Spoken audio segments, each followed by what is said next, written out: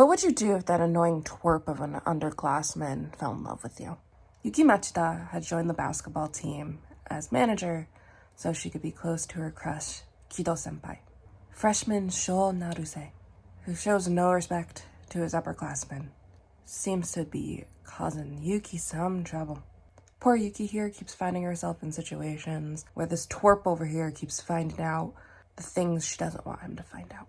So how does she deal with this twerp of an underclassman and the feelings that they both have? Cheeky Brat is a shoujo manga by the mangaka Mitsubachi Miyuki, who actually has several other works in English. These include Spring Storm and Monster, Stray Cat and Wolf, and I'm Just in a Faux BL. It's published in English by Yen Press and in single volume editions. At least at this time, there is no omnibus. For me, Cheeky Brat feels exactly like the kind of shoujo that I grew up with. If you know how a high school shoujo is, where the female main character is really good at not taking the crap from the boys, then you pretty much know how this is gonna go. If you're someone who's not aware of how that is, high school girl has a crush on someone, then someone else has a crush on her, and shenanigans ensue. This is exactly what I would want and expect from a shoujo manga that is set in high school, with a female protagonist who can handle the twerp, more or less. The romance in here is also something that unfolds pretty slowly, so you can get to watch it chapter by chapter as the characters fall in love. And obviously they fall in love. Where have you been?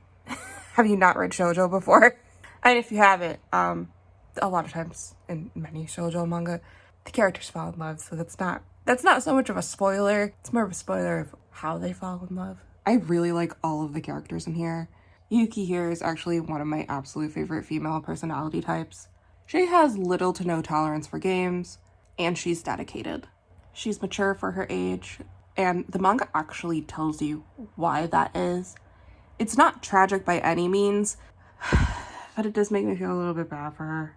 The boys on the basketball team definitely have some level of respect for her and are even a little bit frightened at times. Shou Naruse, this twerp over here, he's a very specific kind of dude. Blunt, rude, kind of a bully, kind, caring, thoughtful, surprisingly observant. And to be honest, I don't even think everything that he does is 100% intentional. I literally think it's just his personality. I don't think every single time he speaks he's trying to get a rise out of people. I just think it's his personality. I mean, sometimes he is, but sometimes I don't think he is at all. I think it's just how he is. The other characters in here are also great. Kido senpai seems sweet and clearly a kind person. Nina, she's sweet and she's blunt. I appreciate her character, but she also seems like she would absolutely stab you in the back. I like Shou's friends. They're chatty and they seem like they're actually good friends. I like the whole baseball team and the coach. Every character just seems really good. They seem solid, and I'm looking forward to seeing more interactions with them. The art is good. It's exactly what I would expect from a shoujo manga. The screen tone usage in this one is not super heavy in comparison to some other shoujo manga, but it actually makes sense for the kind of story that's being told. This is, as I mentioned earlier, it's literally about this pretty much no nonsense girl who doesn't think it's worth stressing out over the boys, and the twerp of an underclassman fall in love with her. Set in a high school doesn't need to have all the flowers, lace, and stuff. It really just needs to be a little bit more grounded, and that's what this is. So the screen tone usage in here works very well for the story that's being told. I do want to warn people that this manga does contain a little bit of sexual harassment. A little bit does show up in the beginning, and there's some a little bit later in the manga. I think it's on par with other manga series, and I really appreciate Yuki's actual responses to it, but I did want to mention it just in case you're like, I might want to avoid that. Like, if you cannot stand it even being part of a story that actually helped to establish what kind of characters these are, you might want to skip over it. I recommend this manga for people who love 2000s era shoujo manga, people who love shoujo set in high school, and people who love a more mature female protagonist. And a male protagonist is a bit of a bully. Now, there are people who I don't recommend this to. People not interested in shoujo in general. People who hate or are not interested in shoujo manga that takes place in high school. People who want something more fantastical, people who don't like more mature female protagonists, people who don't like male protagonists that are a bit of a bully, people who are triggered by hate or strongly dislike sexual harassment in manga, even when it's light and helps to establish some of the character personality traits. If that's a deal breaker for you, I'd hesitate to recommend this to you. Doesn't happen too often, but there are a few instances where I'd probably err on the side of caution, depending on who you are. If you are someone who is interested in picking up Cheeky Brat yourself, maybe you're like me and it's just been staring at you in the face and you've been waiting to pick up a copy and you're not going to go out to a physical bookstore, I do have links below in the description that link to a bunch of places online. Both Amazon and bookshop.org at this time are affiliate links, so I get a small commission at no extra cost to you when you purchase a manga. Literally, it's just from when you purchase the manga, and I appreciate that because that lets me buy more manga faster so I can review more series for you. Now we're about to get into spoiler territory, so if you want to pick up a copy first, I recommend stopping here and checking the links down in the description, or I don't know, put it on your shopping list or head out to the bookstore now. Okay, so I kind of want to just address the sexual harassment part because I mentioned that quite a few times, and there might be a couple people who are like, I need to see more information before I determine whether or not I'm gonna skip over it. Like literally, second page in, he touches her boob. Now, I get a kick out of the expressions of the characters. They're very appropriate. And I love Yuki's very she's like, I'm not even moving. She's like having a twerp, like him grab my breast is barely worth noticing. And like, I'm not even entirely sure if that was his original intention, was to touch her breast, because there's an indication on this very first page that his super friendly female friend is over here being like, oh my gosh, it's so nice to see you. And she like pushes him forward. So I was like, is he trying to grab a ribbon? And when she pushed him, it went to the boob. But like, if you look, the hand is opposite. So I was like, either he was going to not grab the ribbon that she had in hand, or this was stolen. I can't tell. And then he proceeds to tell the freshmen on the basketball team about how they felt. I feel like there was a scene too where the characters were watching porn on their phone, but I couldn't find it when I was like skimming through it again. There's also a scene too where Yuki and Shou are walking. I think they were walking home, and as they're talking, Yuki notices Shou looking over, and she looks down, and it's a porn magazine featuring the top 100 most beautiful buttocks. It's definitely not in detail by any means, but it's enough to make her look at it and walk away. And these are instances where I think, like, I appreciate Yuki's responses to these situations.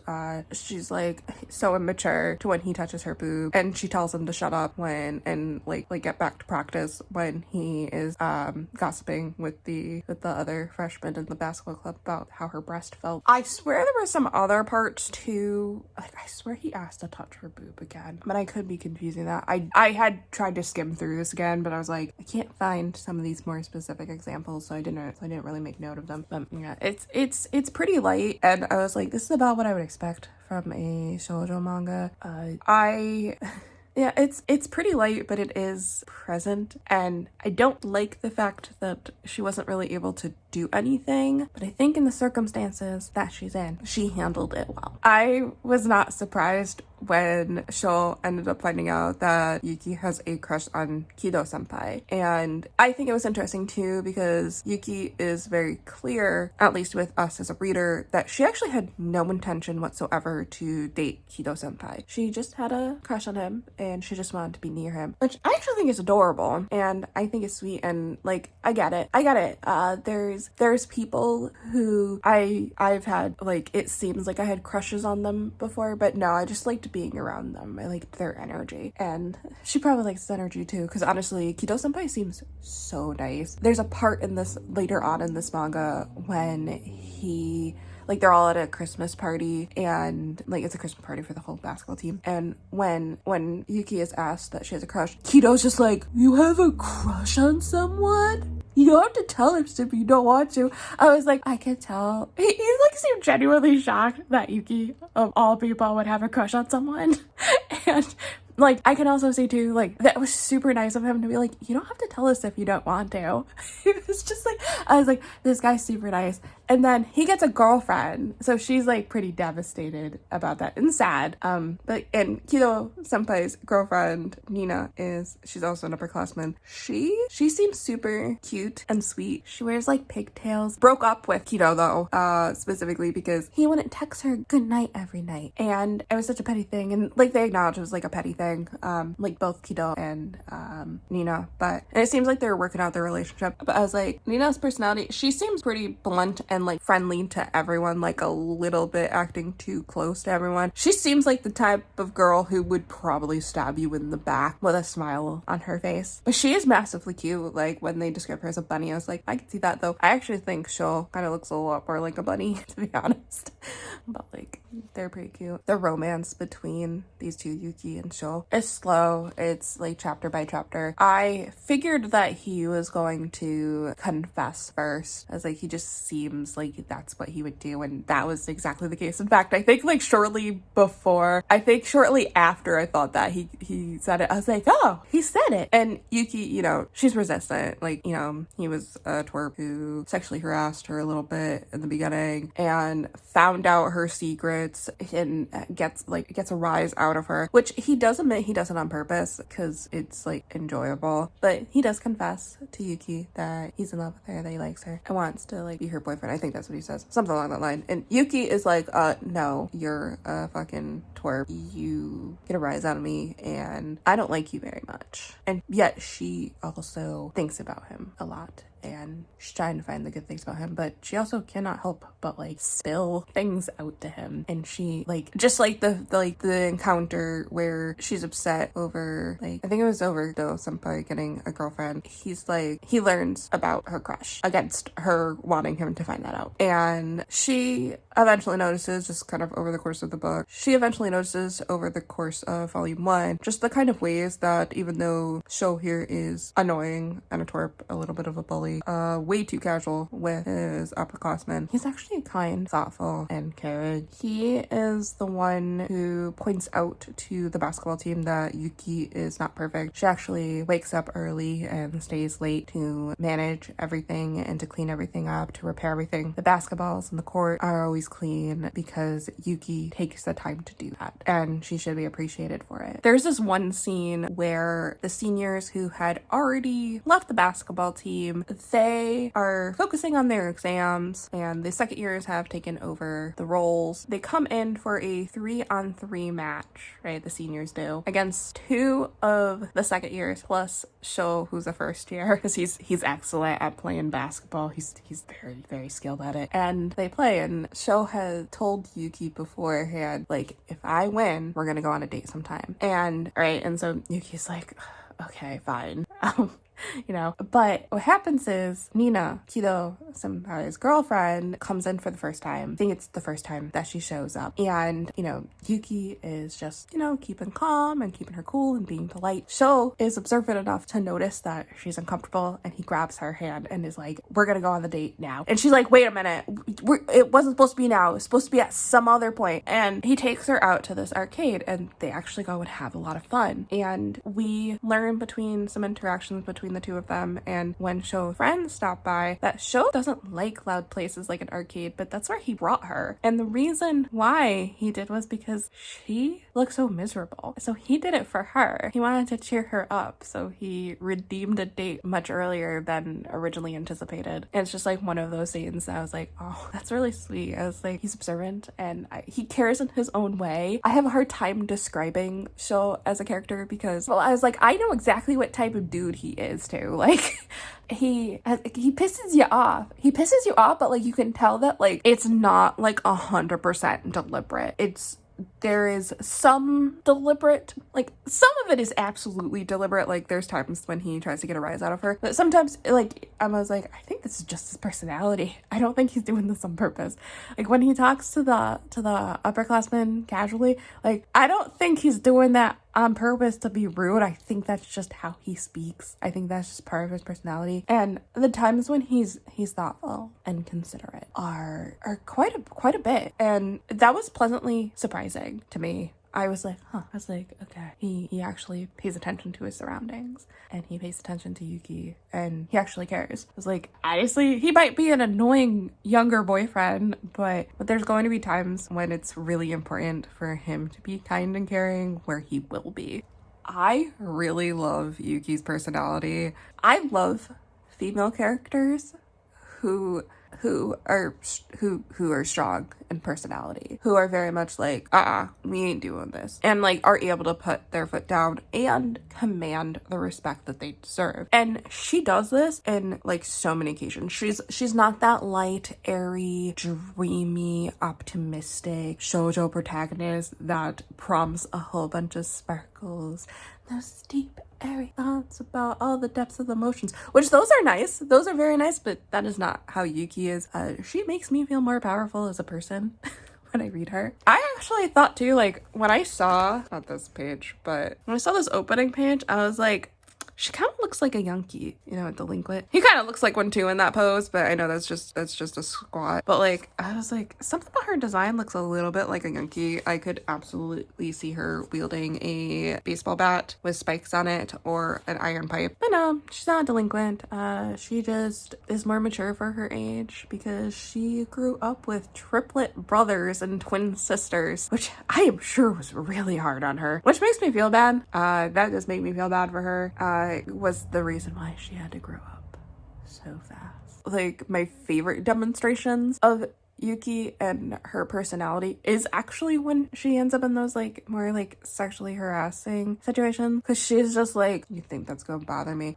I think she handles them so well for a situation that I don't think she would be taken seriously, sadly, if she had like reported anything. But I think the fact that she's so calm could also be something that discharges the situation, because you know, you're not gonna get a rise out of her for doing that. She's not gonna let you do it either. There's also the part too where Yuki shouts because she's kind of like, she needs Shou to actually show up because he's like the best basketball player on the freaking team, after he hurt his leg, and he's like, I want to continue. She's like, you better continue or else I'm gonna spank you. Like, and then of course she's like super embarrassed afterwards. She's like, everyone forget that, but it made the basketball team actually get really scared of her. I was like, where's the boys who think that's like a sexual kink? And like, sure enough, there's at least one. I was like, that sounds like something one of those teenage boys would be like, oh my gosh, this kink. I was like, there it is. But like, that was also too like a demonstration of her personality when like she wanted to say something to get